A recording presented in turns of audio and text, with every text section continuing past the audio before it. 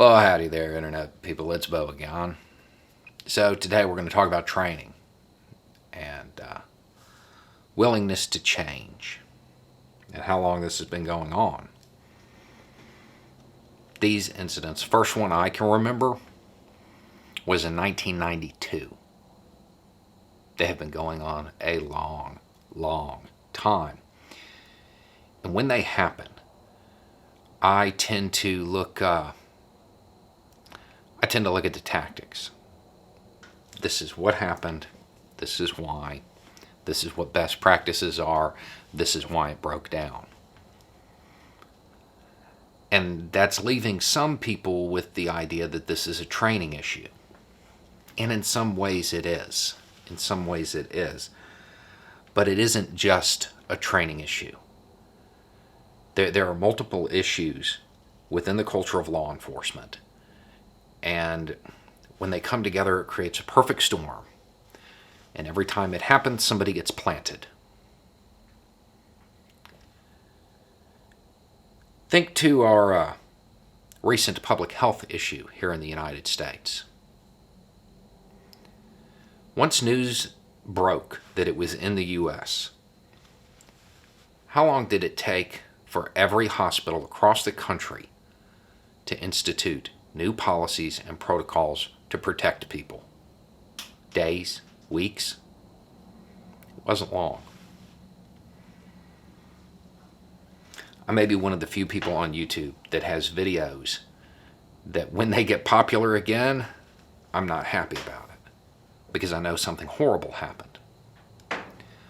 I have videos detailing time, distance, and cover, positional asphyxiation, putting eyes on before you kick in a door, not making unrest worse. I have videos about all this stuff. And anytime they pop back up, I know something bad happened.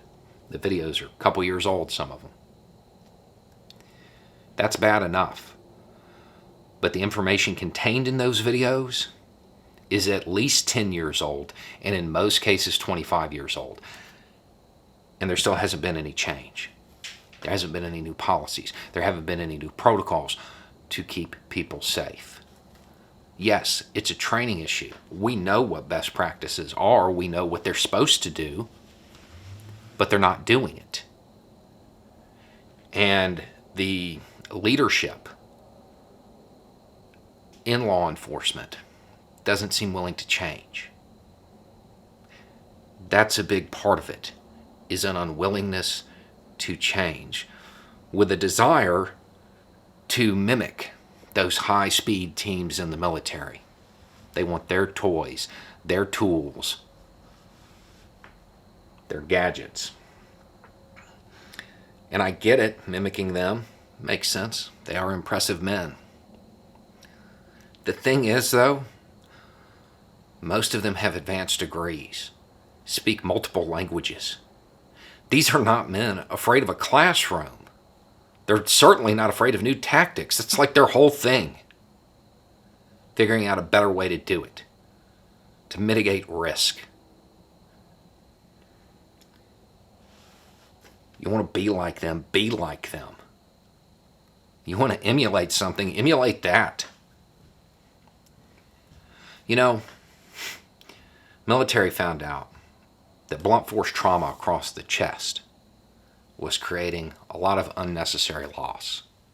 Suddenly, everybody is learning how to do a needle decompression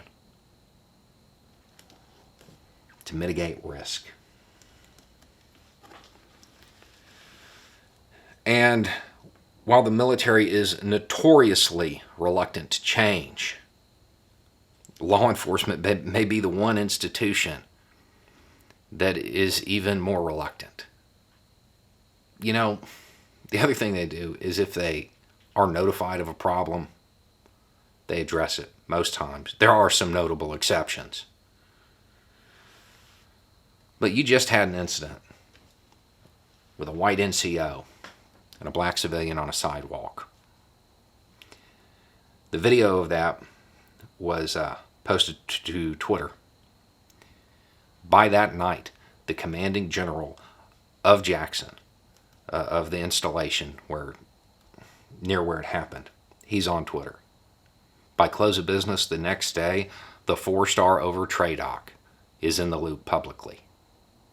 Changes will be made. Changes will be made.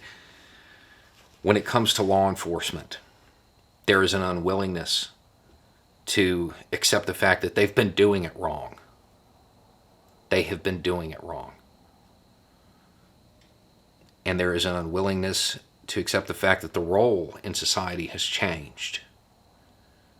That a lot of biases that exist, well, they're not excuses anymore, and nobody's going to accept it.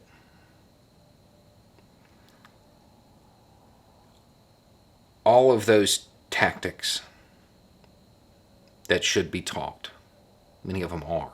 They're just ignored.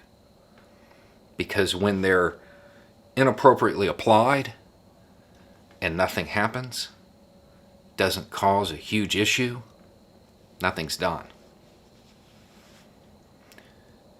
If one of those high-speed guys sweeps somebody else on the team with the muzzle of their weapon, they're gone. You don't wait for it to cause loss before you act. This has been going on a long time, and it is the same issues over and over again. And we're not seeing any changes. They're not trying to mitigate risk. They want to mimic those high-speed teams, but they don't understand the part that they want to do, the part they want to mimic. That is the last 6 minutes of what those guys spent the last month doing, planning, getting ready for, mitigating the risk.